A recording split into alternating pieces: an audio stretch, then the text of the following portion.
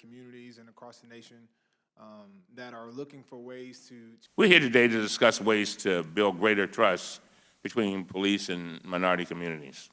We also want to discuss concrete proposals to help former inmates who have done their time and are leaving prison to reenter society and make meaningful contributions to neighborhoods in which they live.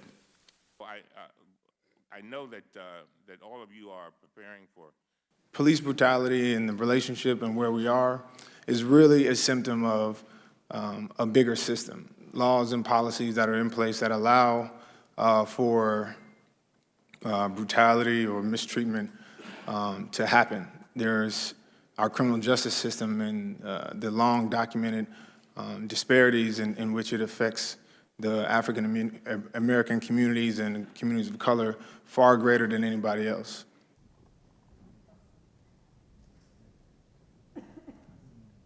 These are things that need to change.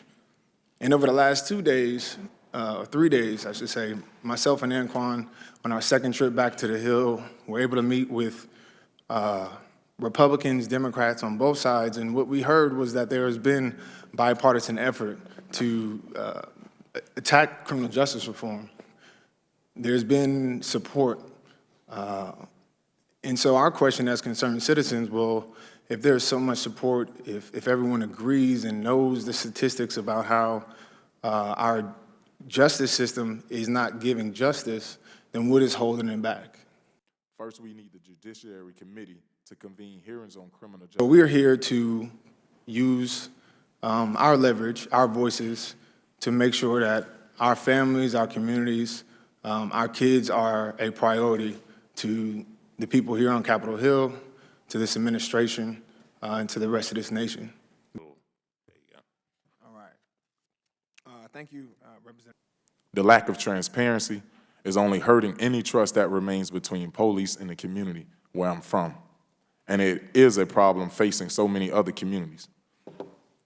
The community I come from wants and needs to know that they're being heard. We want to make sure that those in position to bring positive change understand the things that we as an African American community are going through.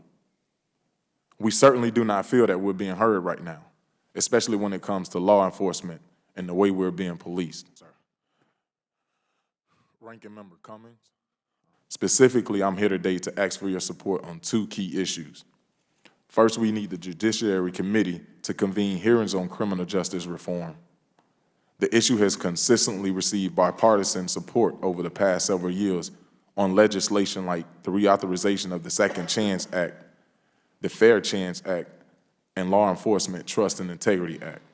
Ranking Member Conyers, Representative Jackson Lee. Secondly, federal resources like community-oriented policing services, better known as COPS office, must be preserved. In recent years, the COPS office has done so much to build bridges and restore hope in our communities. The program's elimination or any significant reduction of it will be an enormous step backwards for police and community relations. Are you looking and listening? Because the NFL